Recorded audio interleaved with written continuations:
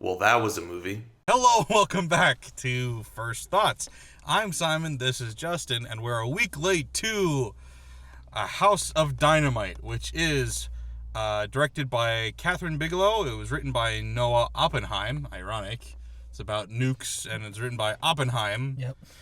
It's starring Idris Elba, Rebecca Ferguson, Gabriel Basso, Jared Harris, Tracy Letts, Anthony Ramos, Greta Lee, Jason Clarke, and Caitlin Dever? I don't know.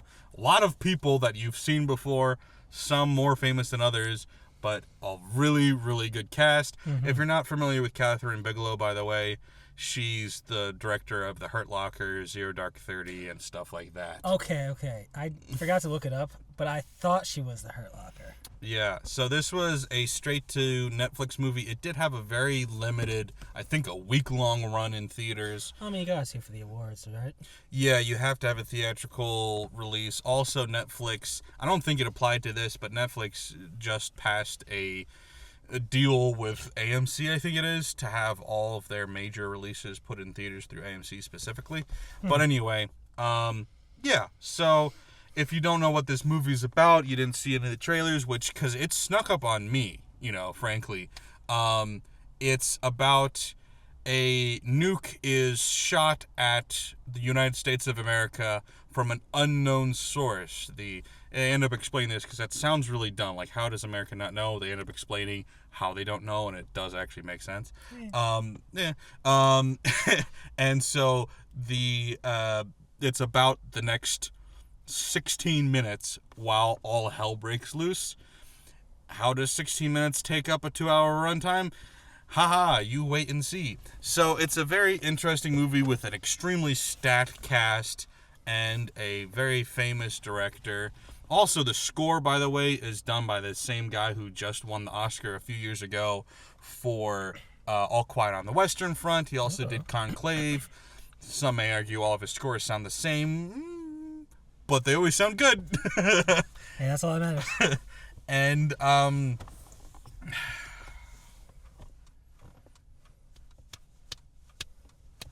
buckle up, You wanna because go I'm going to first? go on a rant for a while. Okay. If this wasn't a fucking streaming release, this would be nominated for 7 Oscars. But because it's a streaming movie, nobody's watching it. Right. Except for, actually, in a way, more people watch it. And people that are more critical of these kinds of movies, that don't like these kinds of movies, have easier access to it and are going to rate it to hell. Like, not that it's got a terrible rating, it's got a 6 point something, but the critics gave it a much higher rating. I think it's got a 75% on Metacritic. And I don't want to say this movie's perfect or anything. I'll get into the flaws in a minute, but I just wanted to get it out of the way. There's some really great filmmaking involved here. There's some interesting decisions made that I think will annoy some people. Certainly will. But the filmmaking quality itself is phenomenal. Justin. Okay. See, this is why we have a solid dynamic here. The filmmaker, the layman fan here. Yeah. This movie interested me at points. Uh-huh. And bored the shit out of me at other points. Uh-huh. And then annoyed the fuck out of me by the ending. By the ending was the best fucking part, you piece of shit. What? And this is what I'm talking about, the uneducated people reviewing this fucking movie. What? That was the best decision. It literally added a whole star to my rating, that ending. Because I'm sitting there the whole time going, how are they going to resolve this? They better not ruin this. They better land it right. And they did it the only way I think they could have to make it as good as they did. That was a phenomenal way to end the movie. Listen, I'm not saying I have a better way to end the movie. I don't think there was a really good way to end this movie. And the way they were setting it up, that way was just amazing. Bad to me. Awesome. To me, it's every single like artsy film director and writer where they're like, ooh. But again, I don't know that there was a better way. Like, real fans of like super artsy films are gonna be like, ooh, it's like chilling, and the rest of us are gonna be like, can I get my 2 hours back? So to avoid the ending, because if we're going to get into anything else, we need to get into spoilers, and I don't want to get into spoilers yet. This was And I was curious how you'd react, because I was afraid you might react like this way. I was going to be one of two ways. You're going to react like this, or you're going to be like, that was my favorite movie outside of Warfare, kind of thing. And to me, I love this movie. It was like a top 5 movie of the year so far for me. I adored it. Like I said, it wasn't perfect. I think there was some pacing issues. Like we said, it's not literally 16 minutes across 2 hours, because there is some stuff before that 16-minute timer starts, but it's not a lot. And so in order to do that, they have to make some very creative choices. And I didn't agree with it at first. I grew to appreciate it, but I didn't like it at first. And I had to reevaluate my opinion of it partway through. I think part of what made me appreciate it, aside from, like I said, it's just really good filmmaking. I thought the directing was really good. Although the camera work, it was the same thing that we complained about in The Smashing Machine, where it's the faux documentary style camera work that annoys me. I will say it's earned more in this, because nuclear warfare, or the impending nuclear warfare, is a much more heavy subject matter than some wrestling guy's career. That's fair. Yeah. And so I was like, I kind of feel like it's warranted a little bit more. Still don't love the decision, but I even think I said in that review that that's one of those things that in a bad movie it pisses me off, and in a good movie I can forgive it. So I forgave it. Yeah, I think it's also something about, the cast is phenomenal. You've got so many great names. I mean, obviously everybody's gonna, the two first names you read off are Idris Elba and Rebecca Ferguson, and they're both good. I thought Jared Harris, though, stole the show for me. I thought he was phenomenal. He was the Secretary of Defense. Okay. But I mean, there were people that had literally 2 lines, and I was like, but they were a good actor doing that. Not everybody. There was this one cop. I forget the exact line. I wrote it down in my notes actually, where I laughed because the delivery was so bad. Somebody asked what's going on, and the cop just turns and goes, you should leave if you can, and then turns and walks away. And the way he said it, I was like, you're not an actor. You're somebody's relative or something. You don't know how to deliver lines. And there were a couple of lines. If I had a weakness about this movie, it would probably be the script. The script isn't terrible, but it has some weak lines here or there, or weak moments, things that kind of pull you out. I had heard this on Twitter, didn't realize it was about this movie, or forgot that it was about it, but Idris Elba, who plays the president, has a line about hearing something on a podcast. And just hearing president talking about, oh, I heard this on a podcast, kind of just pulls you out of the moment. I know, I'm sure presidents listen to podcasts, but I don't want to hear it. It feels like something I could hear any president say post, from Obama on. Yeah, but it just it pulls you out of the moment. You're it's just it's the same thing as if he was so I was on TikTok the other day. I'm like, you're on TikTok? Shouldn't you be doing something more important with your time? But so stuff like that, it's not terrible, but it can be distracting. There's also the really cheesy line where I literally said it out loud before they finished saying it, where it's this is insanity. No. It's reality. I'm like, yeah, I know exactly what the second half of that line was going to be.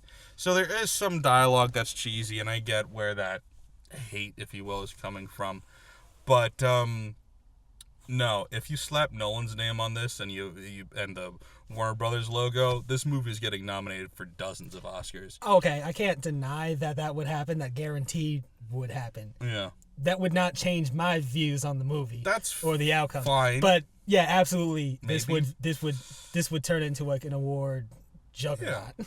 Yeah. This movie's better than Oppenheimer to me. I mean, I still don't get the hype around that movie, but I enjoyed that one more, but we'll talk about that in spoilers. Yeah, I mean, this movie, the whole point of both movies was to make you kind of have this impending doom fear of nuclear war and what it means for the world. And I never got that vibe from Oppenheimer at all. I just didn't care.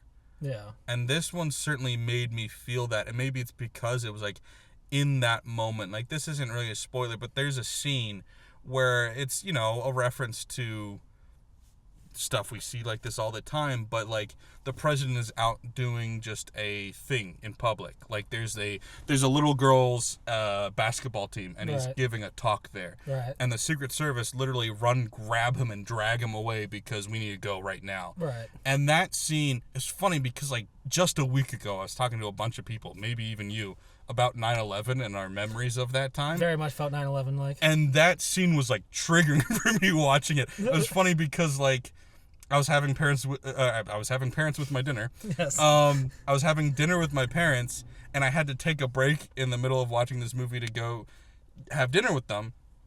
And that was a scene I paused at. I just go and I sit down, and I'm just like ashen, like I don't say shit because I'm just like having 9/11 flashbacks sitting there. And I was like, it was effective to me. It really was. And I know your way of watching movies isn't always conducive to being invested in a movie, and I wonder if that affected your experience. It might have a little bit, but I don't think sitting in the theater would have changed much of my Everything. feelings about this. Sure. I totally get that it's going for a sense of dread, and for this being at least modern in a sense. I guess it's supposed to be today, essentially. Yeah, it could be any time. That I guess makes it feel more that way. Yeah. I didn't really feel much sense of dread at all up until there's one very clear point where I guess you're supposed to start feeling dread.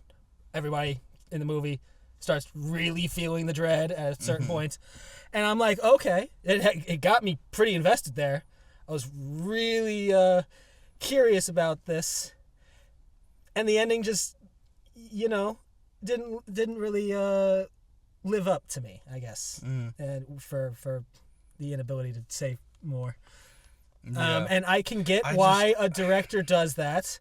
I agree that other methods probably wouldn't have been crazy satisfying. Maybe it would have made a best and only option. I guess so. And I'm not even disagreeing with you that it's the best and only option. It's still super unsatisfying to me. Just super unsatisfying.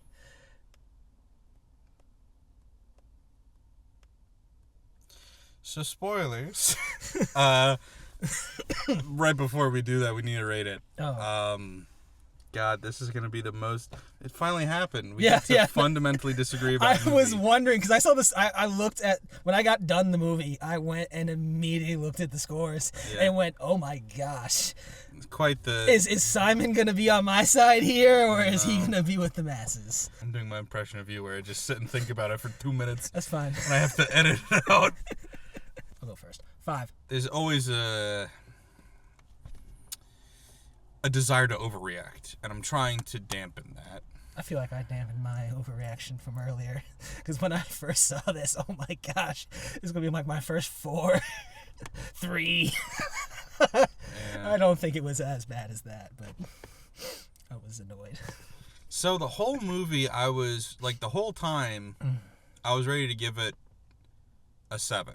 I was thinking 7 the whole time. And then the ending, I loved so much I wanted to give it an 8. And so now I'm like, should I just stick to 7.5? Or should I go the 8? Or should I just be like, nah, still 7? I don't know. I'm in that range. So I'm going to stick to a 7.5, but reserve the right to change that. That's fair. Because I really fucking like the end of this movie. If it's not top 5 for me so far, it's close to it. I had it really close to Warfare in gut reaction when I watched it.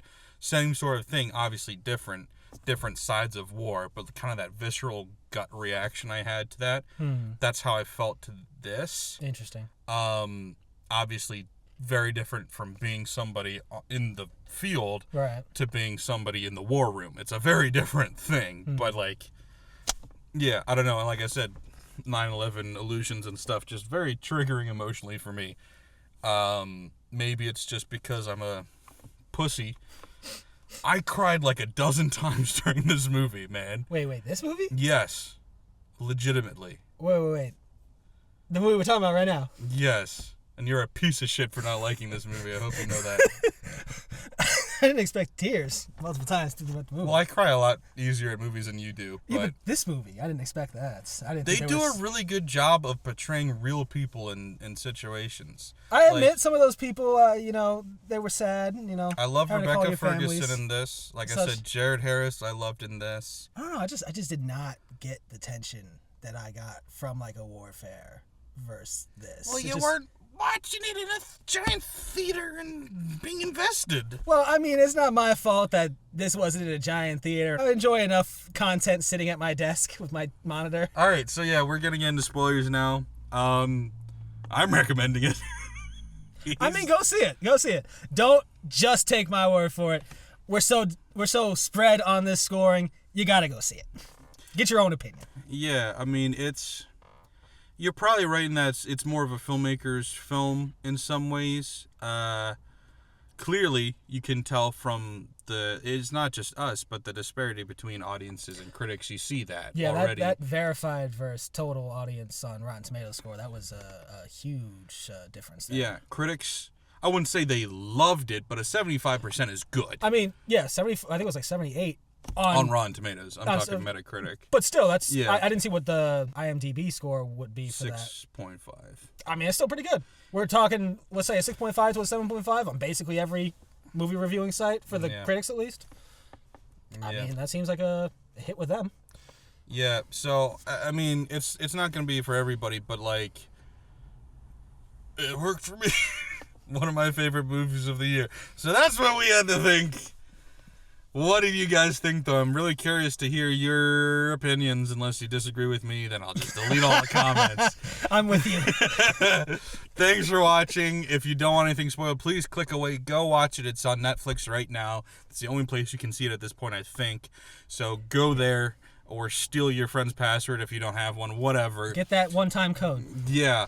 Or just get a month with ads. You watch 30 seconds of ads, and then you can watch the movie. Is it at least front-loaded with the movie Yeah, ads? literally Oh, okay, just that's 30 nice. seconds of ads at the front of the movie. That's what I did. It's $7.99 for a month. That's not bad. Just, yeah, it's a slightly expensive, I mean, you got the whole rental. month. Might as well go watch some other stuff, yeah, too. Sure. So go do that. Then come back and we can talk about it then. But don't forget to like, share, follow, subscribe, all that. Thanks, guys. Bye. So, spoilers. So, yeah, obviously, like I said, 2-hour movie, 16-minute window. I'm not taking any steps right now. How the fuck did I just... Anyway. I love when it counts arm motion. Yeah, this watch sucks at that. But anyway, so what this movie ends up doing, and it's funny, because this movie really reminded me of Dunkirk, in that, like, because, like, Dunkirk, I don't know how well you remember that, or if you ever went back and rewatched it, but, I think like... I've seen it 2 times, maybe? But the way it shows that movie is it shows the event, Yeah. and then it shows it again, Yep. and then it shows it again. And each time it shows it, it's quicker, by the way, which this isn't that. But every time it shows it, it's from a different perspective. So, like, in one scene, we'll have seen, oh, we're saving these people. And you're like, okay, cool. And so you get it from the perspective of the people saving them, going like, we're just saving them because it's the right thing to do. Mm-hmm.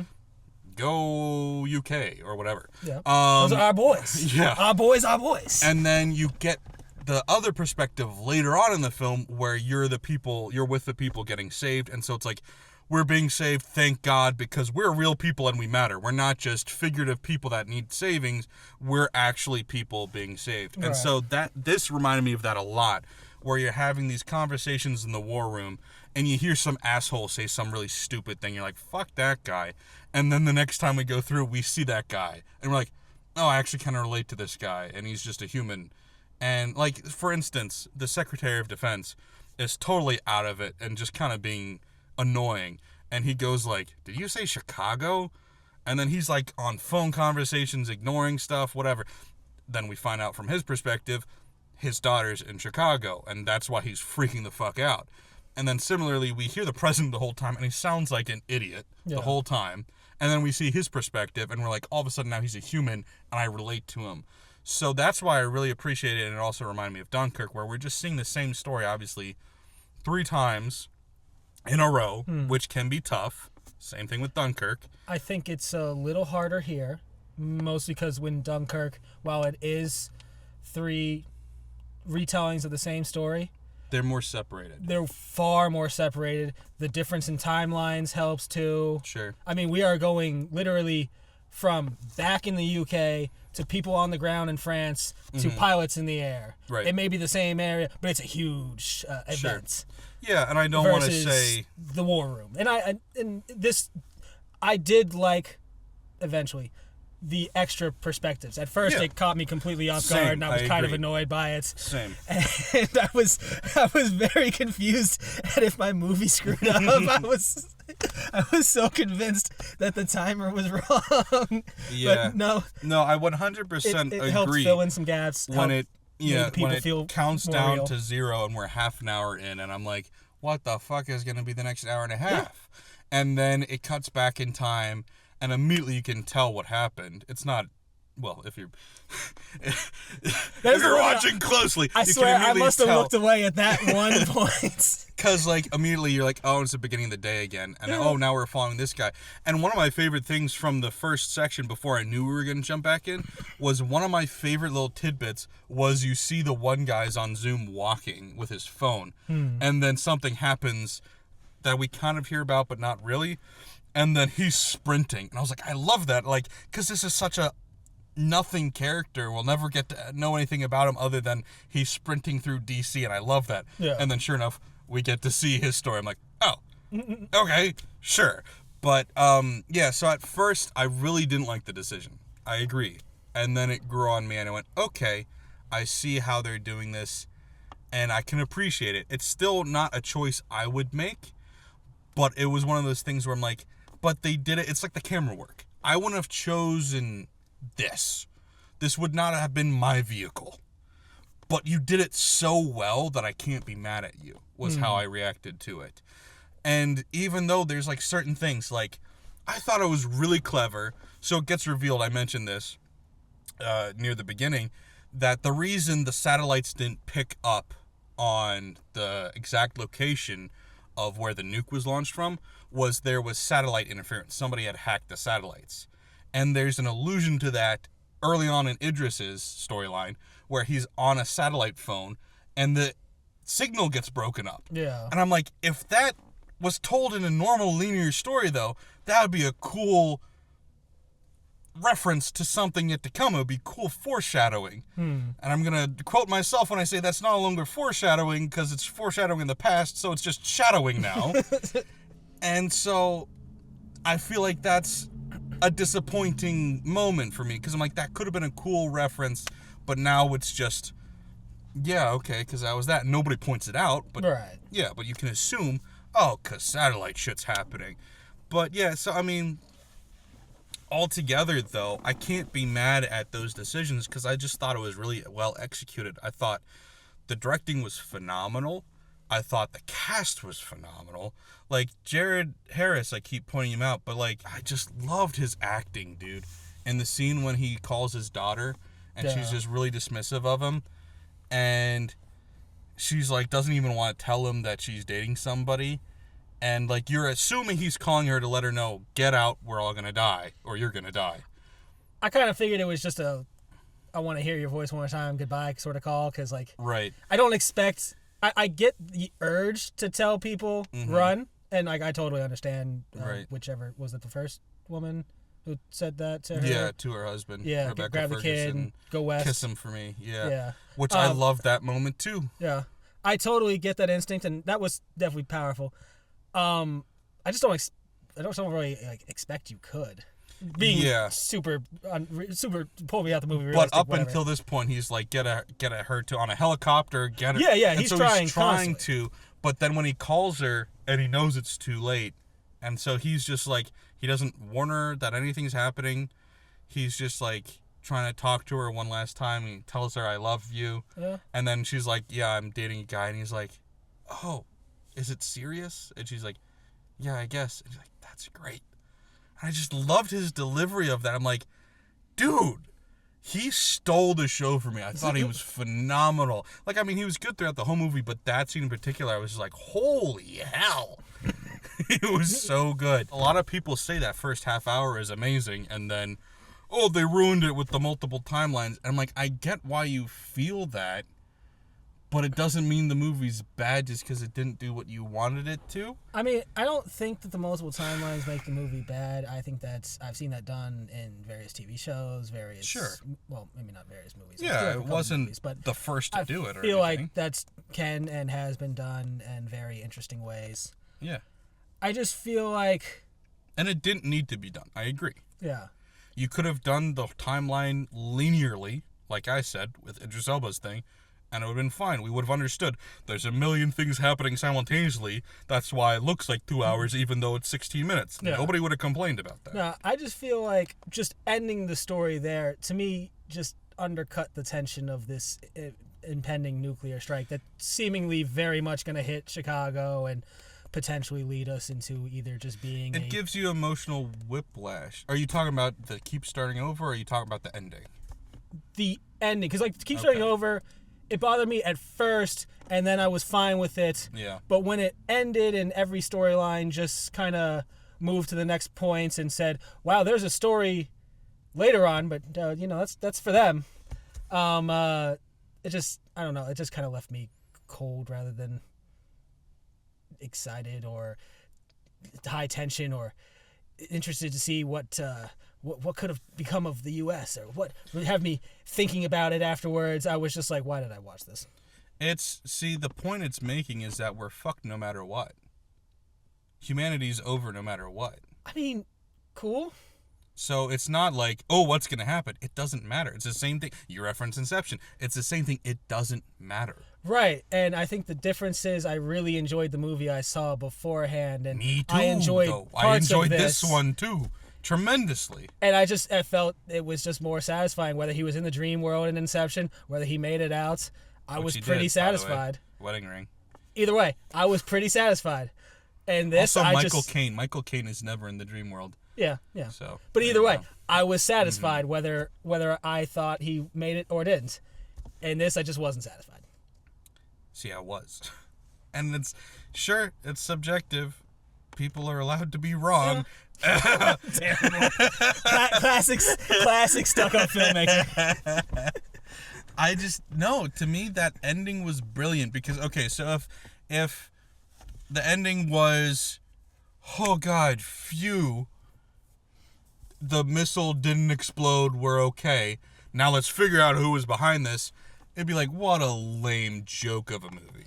No, if it ended right there, that's the thing. I agree with you that that's probably the best way you have 2 minutes to wrap up that movie, and that's probably the best way you can do it. And it still left me just unsatisfied and cold. What more do you want? If you said it's the best ending possible at that point, then what more do you want? A better movie leading to a better ending? Well, what was wrong with the movie? This situation I don't know, it didn't fill me with the tension that it filled you with. I enjoyed the emotional trauma that the people were going through. That was powerful.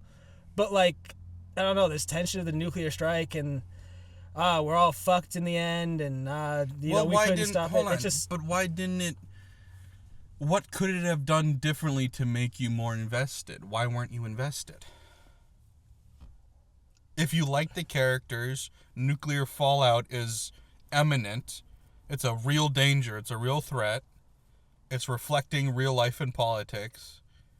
Yeah, but that shit doesn't exactly always matter to me. Like, I get it, what was it? I literally just saw, I think, a quote from Trump saying that if other countries are going to do nuclear testing, he wants us doing nuclear testing. Mm-hmm. Right? And I still don't feel any tension from this movie. So what? What if a bomb falls on your head? Oh, I guess I'm dead. I don't know.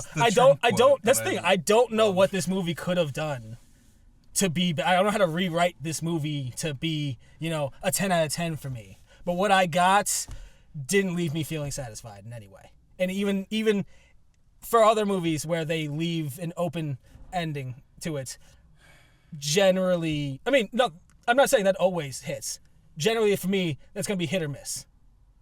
Sure. Did I enjoy the movie that led up to this open ending here? I'm just trying to figure out what your problem with this movie was. Because if it's not the ending specifically, it's what you said. It's what's led up to that moment. Because being an open to interpretation ending is not the issue. It's what led up to that moment makes you need to be invested in what led up to that moment to give a shit about what happened afterward and go, man, I wish I knew. So if not being invested up until this point, was it more of a story thing or a filmmaking thing? Because it seems like it was more of a story thing. It's definitely more of a story thing. Like the filmmaking, I barely even noticed.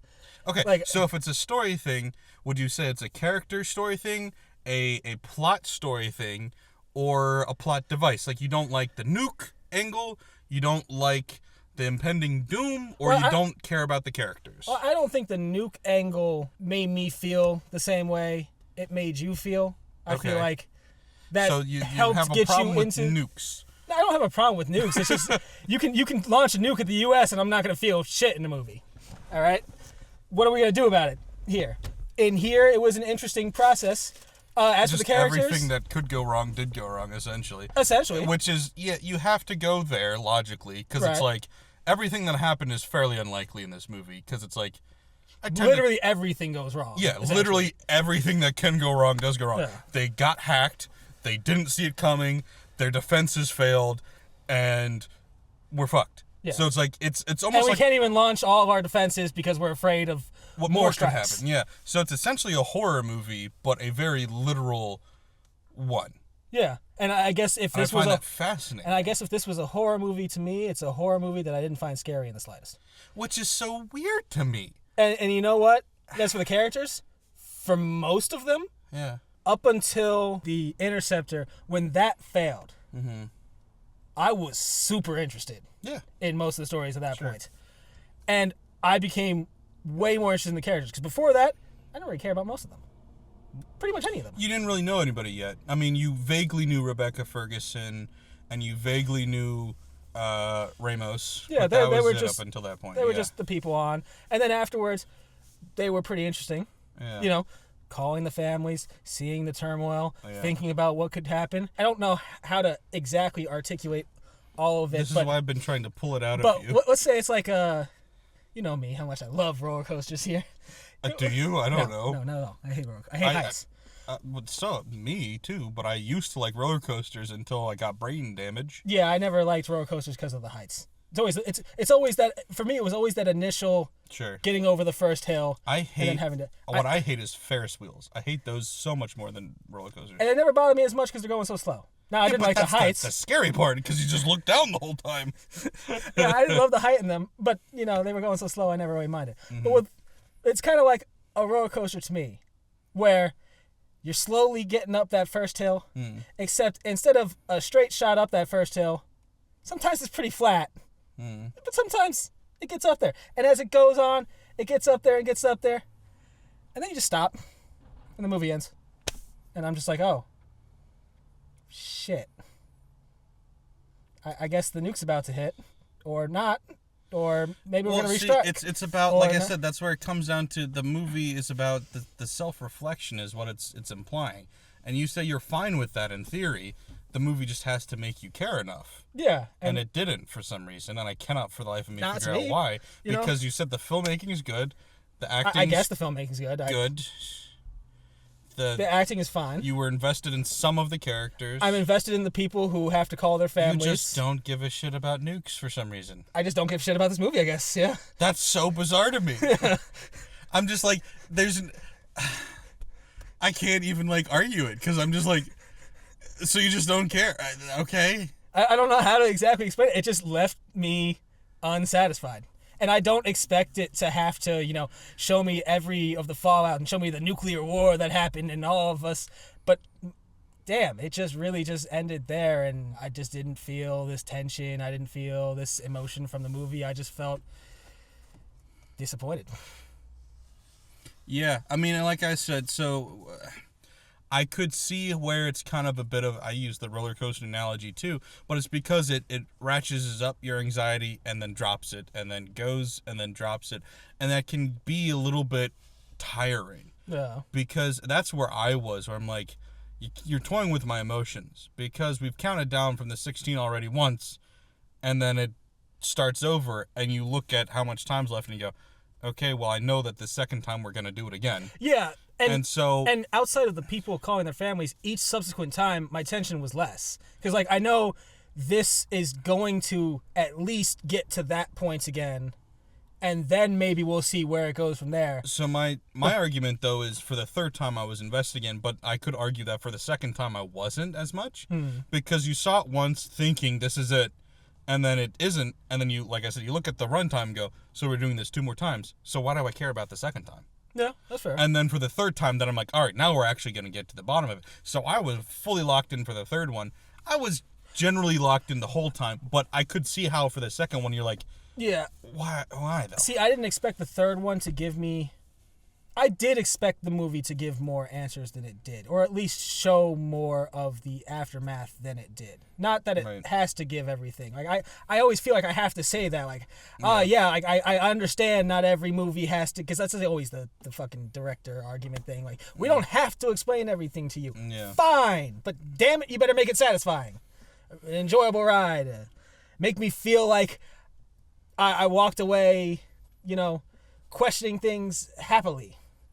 Well, this movie's not supposed to make you happy. I don't mean happily, but like, just like, I keep saying satisfied, but like, yeah. I wonder why it didn't work for you. I'm just curious because it doesn't make sense to me why you dislike it other than you're just not interested in the nuke plot, which I guess is just wild really to wasn't. me. Did you like Oppenheimer? Yeah, but like, I didn't care about Oppenheimer. From a horror for like perspective. seeing us drop the bomb on the... I didn't think we were going there. I was interested in the story behind Oppenheimer. This guy I don't know the jack history. shit about. Yeah. Besides, he made the bomb. And or now was I part still don't know jack shit about him other than he fucked Florence Pugh. Yeah, I don't expect historical accuracy from all those movie. movies. No, but I really think Oppenheimer... That's what we're here today to say, is Oppenheimer is such an overrated movie. Once again, though, very well made. Yeah. Technically... Great act. Well, not always great acting, but some very good acting. Matt Damon and Emily Blunt can leave, but everybody else was pretty good. Cillian Murphy shouldn't have won the Oscar though. Yeah, it's very technically good. But I guess that's where this kind of feels like if Oppenheimer. You know how the third part of Oppenheimer is like the flash forward where we're seeing the trials and such, right? I kind of feel like if Oppenheimer ended after they, I guess, detonated the bomb in the test site. No, because the messaging is the same for both. It has to occur at... The point is... I'm not saying the messaging. I'm saying my feel for me. Okay, well, I just disagree. Because it's very similar in approach, in that there's an impending doom. Right. And we don't see the bomb in either case. We see the test. We see the test, yeah. But as far as it being dropped on Japan, we don't see a single frame of that happening. Right. It's just the idea of it over there and realizing what that means for the world moving forward. And that's what this is, too. It's like that there's that whole little speech there by Idris Elba where it's like, we walk around with these folders of plans. The plans are an idea, though. It has nothing to do with if it actually happens. The whole point is that we have these plans so nobody does anything. It's a whole facade. So the second something actually happens, everything goes out the window, and who fucking knows what's going to happen. So everybody's just faking being confident because we've got nothing else to do. But the second somebody calls a bluff, we're all fucked. Yeah. That's the point of the movie. And I guess I just didn't find that very interesting. Oh, it's so interesting, Justin!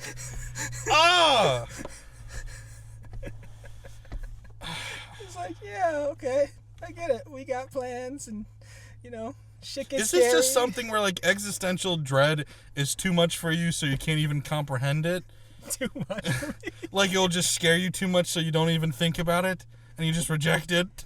I mean, when I was a kid... like, death used to scare me as a kid, but like, no, the thought of a nuclear bomb or getting bombed or going to war or getting shot at by somebody on the street, none of that shit ever bothered me at all.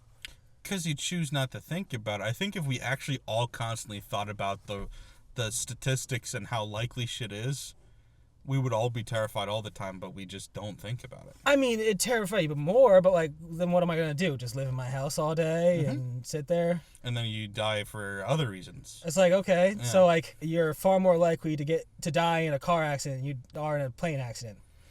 But like, Sure, because I gotta get home. yeah, You can read me the statistics right now. I still gotta get the fuck home. you could fly.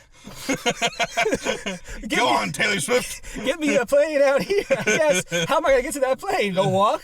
Yeah. You know, I might find out the statistic for walking on the for walking near the road are crazier than. Jared Harris found the fastest way from the top of the building to the bottom of the building. Yeah.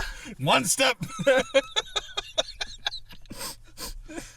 I mean, I don't know. I guess it's one of those things where it's just some things won't appeal to people. And I've said that about movies before, where I'm like, I mean, I just said it about Begonia, sort of. I didn't go that far, where I just went, this wasn't for me.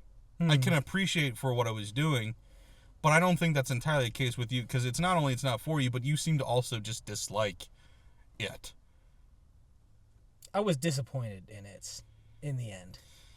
It had me at points, and then at the ending, I was kind of just disappointed. But You want to see my my Instagram story? yeah, sure. I literally just took a picture of the end credit with the caption, "Holy shit." That was my reaction. Hold on, where's my notes? Because I'm just like writing my notes as I go. And I'm just like, little thing here. Oh, this took a turn.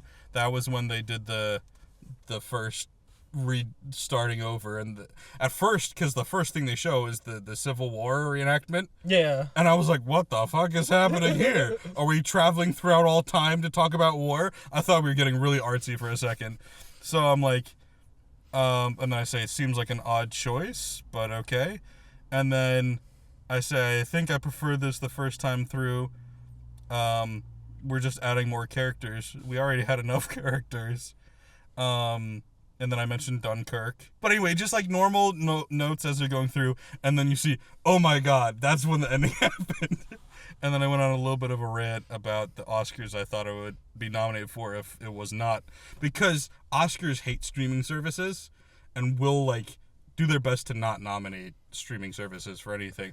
But I was like, if it was, like I said, if this was a theatrical release, and if Catherine Bigelow was a bigger name, which it's funny that she's not, because like I said, she's won Best Director before. Yeah. I feel like, I don't know how many people actually care. Yeah, it's like Because, people like, don't, for some reason, care about her. Because, like, my roommate's still a little, and he's a big fan of Blue People Avatar. So he was a little annoyed that she won for the Hurt Tell him Locker to fuck off. over that. And, like, that is what I remember her for, is winning for the Hurt Locker over Avatar. And good. I did not remember she was deserved it. Zero Dark 30. I did enjoy that, but I did not remember that was hers as well. Yeah. So when I saw her name for this, I was like, oh, okay. I Yeah. feel like I remember her. I guess this is her sort of theme niche, here. Yeah. And that's what I'm saying, though, is like, if she was a bigger name, which for whatever reason she's not, and if this had a wider theatric release, put it in IMAX and stuff, this would be getting award talk. It would be getting award buzz. And I'm like, it's a bummer to me that that's not happening simply because of the optics. Because it's probably not. It maybe will get award or nominated for like one or two things. It could sneak in like best score, but it is very similar to the other score that he did that one already, so maybe not. But like, or editing or something like that. It could sneak in a smaller, if you will, nomination there, but it's not going to be nominated for best director or best film or anything. And if, like I said, you slap Nolan's name on this movie, then it is going to be. Was it? Well, yeah. I will 100%. You slap Nolan's name on. It's getting Yeah. all the fucking awards, or at least nominated. But Yeah. isn't Best Picture like a 10 Yeah. option category? Yeah. I have to relook at the movies for the year, but maybe it could sneak in. Not a with chance. Not a chance. It's on Netflix. Not a chance. I'm trying to think, because haven't they had some movies that have? Some. They have to Or be. is it just made by them? Is that the thing? Where it's Same thing.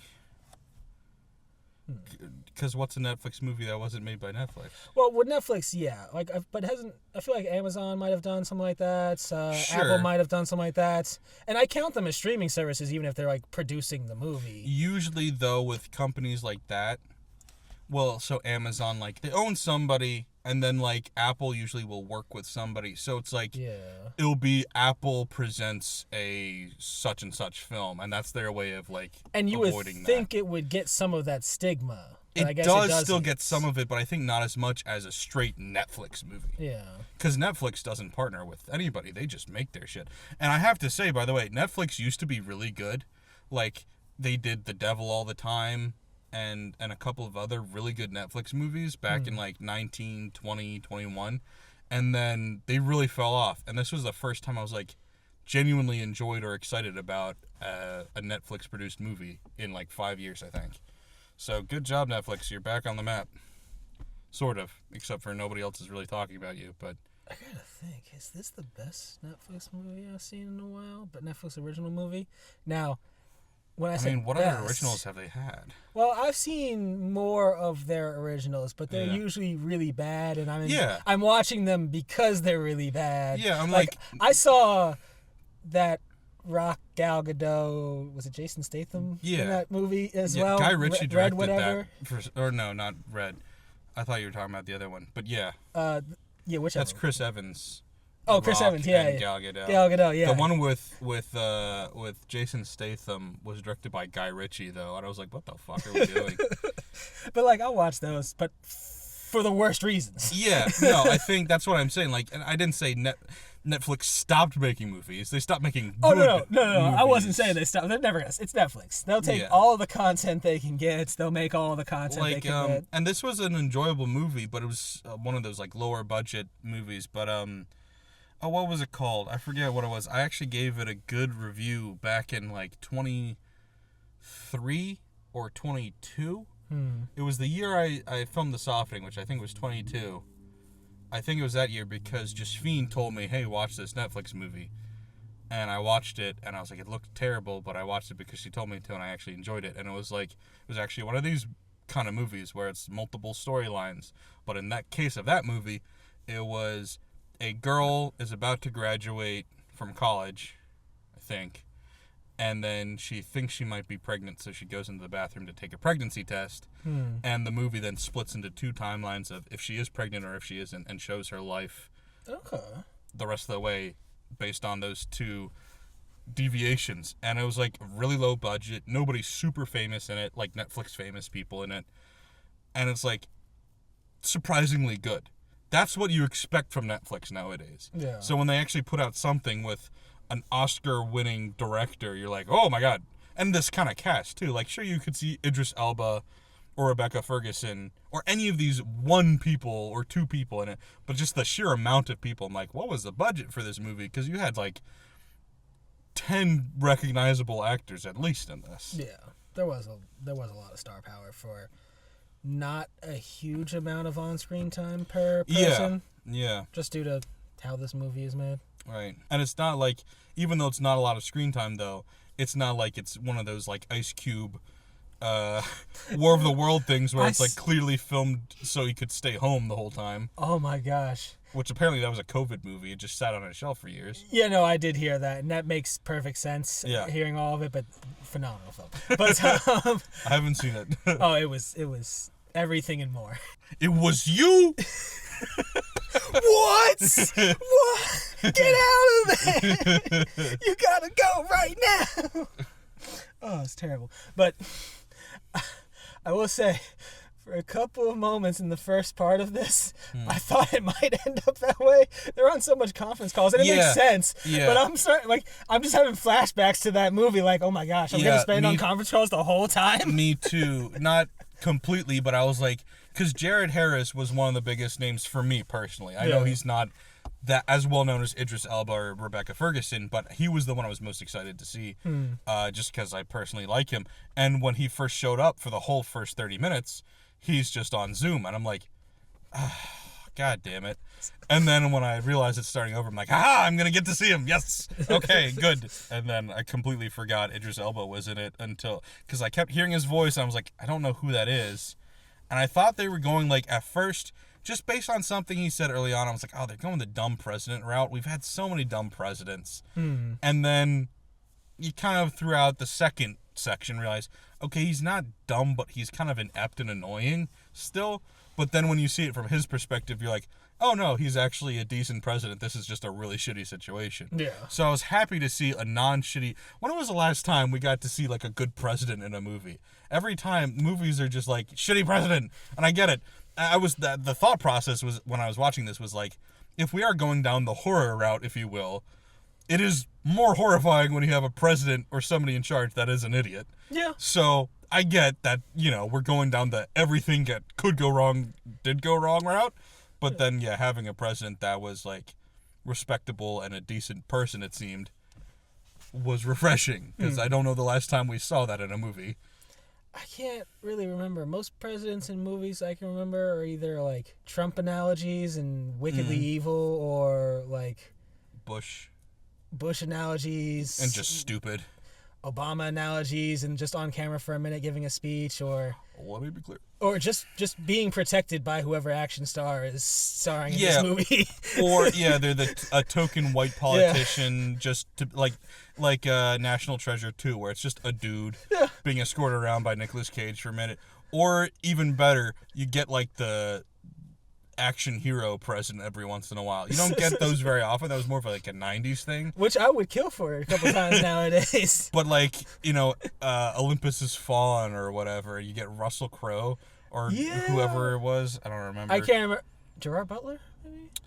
But they had Olympus Has Fallen and like White House Down. Yeah, I watched both of those. In the same year. I watched both of those in the same year. Yeah. That was back when I was getting the Netflix physical discs. Oh my gosh. And that was back then when I was paying attention. You returned more. it, they just sent you the same DVD again. Basically. Just changed the menu. And then I remember they had like London Had Fallen came out a couple years later. Yeah. I think one of those White House Down ones, I think the one with, because wasn't Jamie Foxx president in one of them? The more comedic one. I didn't see either, but that sounds right. Yeah, I think one of them was the more comedic one with Jamie Foxx as the president, and then the other one was like the more straightforward action one. Yeah. And I think the Jamie Foxx one might have gotten a sequel later on. Sure. It didn't do well. Anyway, so this movie, we should probably finish up this review. Oh, yeah. I don't know. It's interesting, because, like, I understand the subjectivity of movie reviews and all. And I also understand that from an objective point of view, there's issues with this movie. I think, like I said, if you just told it straightforward, it probably would have been better. And then also there was a couple of weird lines and a couple of weird acting quirks. I grant you all of that. Even though I love the score also, it was very reminiscent of everything else this guy does. I will say, if you try to tell the story straightforward, this either would have to turn into a short film, or you'd actually have to go into the strike, or the potential strike, or the lack of a strike, or whatever happened afterwards. I think there's a way. I think doing this, I think the multiple points of views allows you to keep this in that tight 16 to 20 minute launch window. I think though, if like not as straight.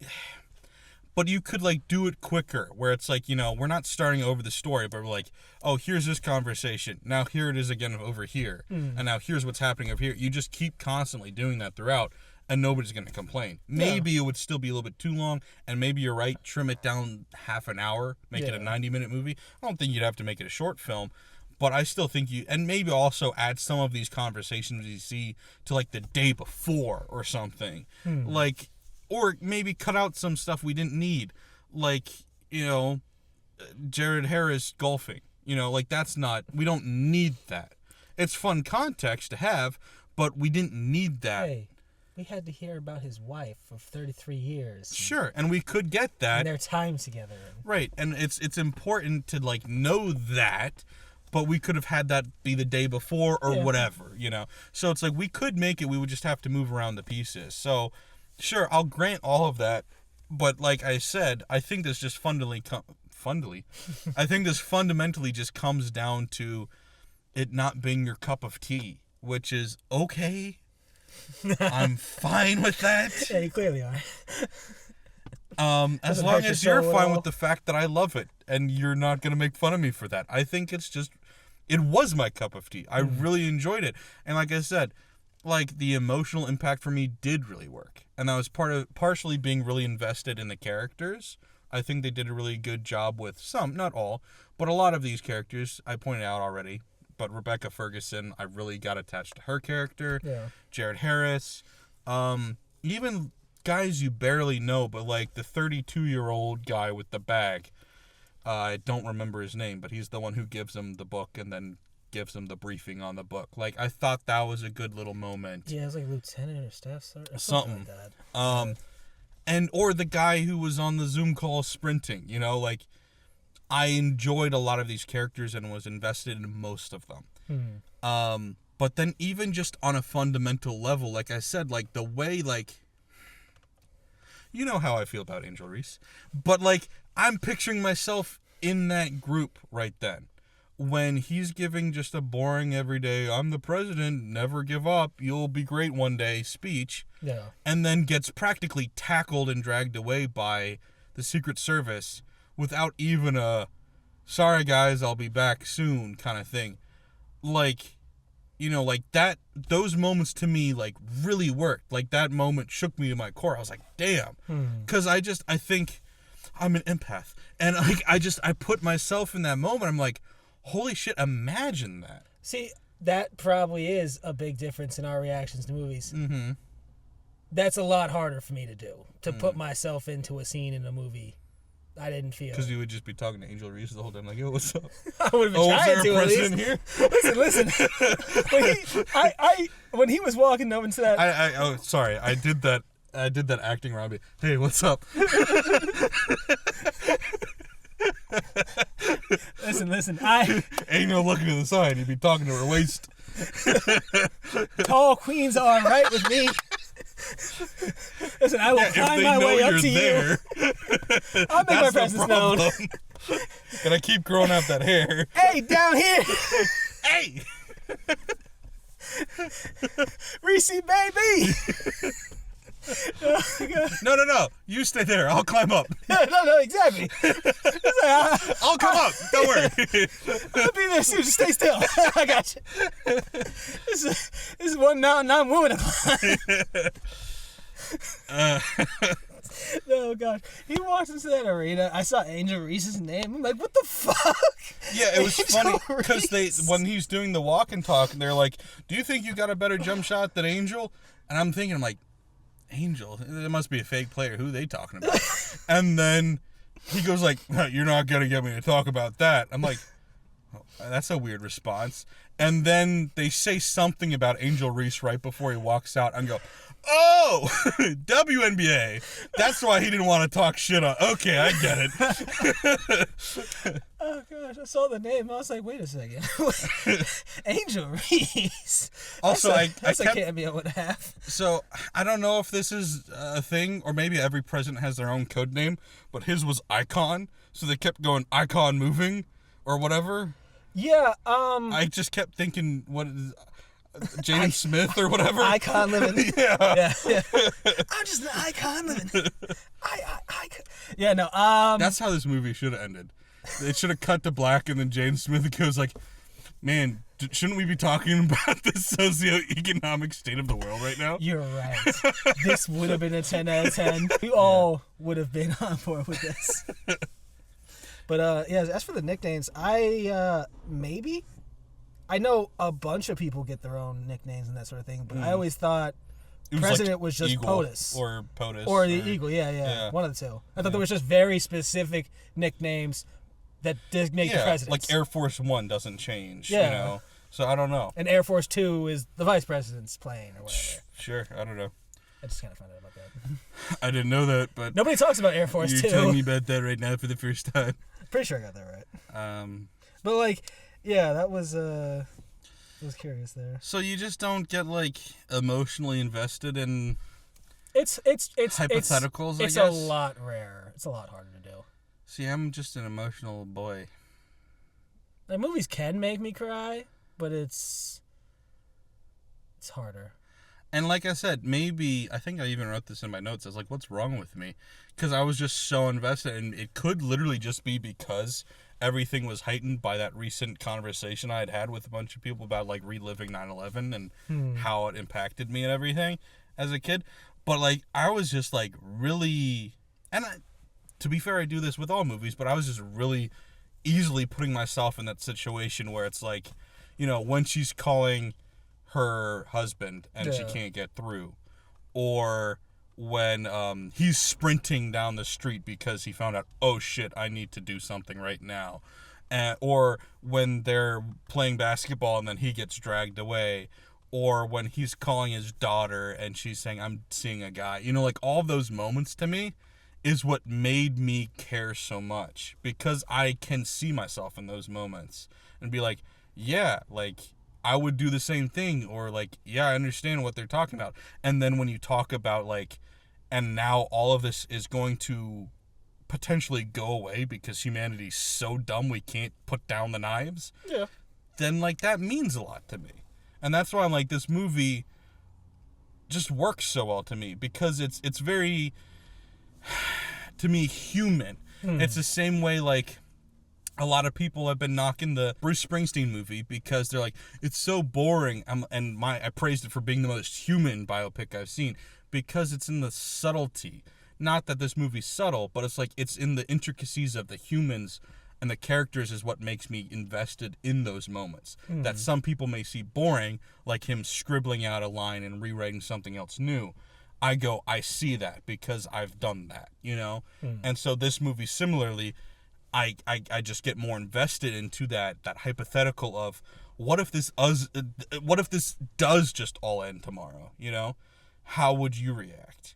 And so you get to see that dichotomy. You get to see somebody go full panic mode and say, I need to get them out right now, whether they make it or not.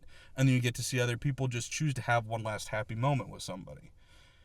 It's a whole spectrum that to me is fascinating, and I love the humanity that's on display there. So that's why I really love this movie. I don't think, clearly it will work for everybody, but for me it was, I definitely think that's a more enjoyable way to experience movies, to be able to put yourselves into the shoes of these characters, essentially. I just feel like that's harder for me, and not generally something I actively do in the moment. Usually, like, I'll just feel the story is sad, I'll feel sad for that character or for what's going on in their lives, and that'll get me emotional. Well, you didn't, though. Yeah, I know. They're all dying and you don't give a shit. No, I'm not saying it works every time, but like when it's gonna get me, that's usually what it's gonna be. Did we need to see more Chicagoans for it to matter to you? Probably would. We need to see them all blow up, and you'd be like, damn, that sucks. Still wouldn't have made it amazing, but it probably would have made it more emotional to me. Like, them calling their families was emotional, but most other moments weren't very to me. Like, I did get the 9/11 like remembrance when he got pulled out of that, but like I didn't feel any emotion towards that. But I did, like, 9/11. Yeah. Yeah, it'd be funny if that's what happened to Bush. Clearly, 9/11 is not the same level as a nuclear bomb. Yeah, they didn't drag him out. And so you can just say, okay, you do this, you do that, handle it, I'll stay here. Yeah. And with nukes, no staying anywhere. Yeah, you're getting dragged the fuck out. Because, like, it's a little harder with the timeline. Yeah. But, like, they pulled him out, I believe, before he... Because, like, they pull him out before he gets on the call, right? Yeah. And I think it's once he's on the call, they give that initial readout of the potential targets. Yeah. Where it's like, these are the low potential targets. This is the medium potential targets. And these are the high probability targets or whatever. Right? Yeah. I don't even know if he was there for even that part. I think he may have gone on even after that. I don't know if he was, but I'm assuming he got... Because I thought the first time we watched the story, I thought he was on the call the whole time and just wasn't saying much. And it wasn't until the second time I realized, he wasn't here the whole time. And then the third time I realized he was here even less than I thought. Yeah. No, I realized he wasn't there the whole time in the first part. But honestly, I didn't even realize he got into the call in the first part. I just started to hear it, and I'm like, oh, that's Idris, isn't he? That's the president. I did not recognize his voice at all for some reason. I knew he was supposed to be the president in this one. Yeah. And, like, when I saw, like, the president's kind of, like, almost like the call kind of like start to light up a little bit, or start to indicate that they're on the call, even if you're not showing his image. I was like, oh, okay, maybe he just comes in halfway through this thing or something, and then later on. But no, so it's like, I get dragging him out. You hear nuclear strike potentially going to hit the U.S. You don't know where. You obviously are going to think president's a huge target. So, I mean, we did actually get to see somebody die in this movie, though. Jared Harris committed suicide. Yeah. That didn't move the needle for you at all? Or you just went, yeah, fuck him? I mean, he was one of the sadder and more, not endearing, but like one of the most easier to connect with characters in this movie with his family. Yeah. I will say at first, he kind of annoyed me a little bit, but I understood it as it progressed and they showed it more of his POV and such. Was he also a baseball guy too? No, that was the general. Yeah, that kept screwing me up a little bit. The general was, the general you really hated in the first story, and the second story you're like, oh, he had no idea what was happening, and that's why he was bullshitting. Yeah. And then once he had an opportunity to get serious, he did. Yeah, it is. A lot of characters definitely got better as more of their stories were exposed, but like, I didn't terribly feel for most of them. It is really just main girl having to call her husband with the son, the one guy on the phone with his parents, and then I guess him for having to call his daughter, and killing himself. I forgot about the guy who called his mom, actually. Yeah, there was one of the actors I recognized, I think, but I can't remember his name or whatever. But like that was pretty powerful to me. Him calling his parents, having that final goodbye, but not telling them what's going on, because you can't have them panic or anything, especially if they can't get out. Yeah. So I wouldn't think you could. I don't know the exact blast radius, but I don't think you can get out. She asks, "How's work?" And he goes, "I'm doing the best I can." Yeah. Which was a great moment. So you sound sad. What's up? It's like, no, nothing. It's just everything's fine. They're calling me. I gotta go. Yeah. That was emotional, but like, did it turn me around the whole movie? No, not really. That was also in the first section when you thought you liked the movie. Yeah. Yeah. When you were like, this is pretty good, and then all of a sudden, don't like it. And both of their parts were in the first movie, and if I remember correctly, because I might have this screwed up, the guy with the daughter in college, his part was a lot of the president's part, of a lot of interest, right? I think so, yeah. So yeah.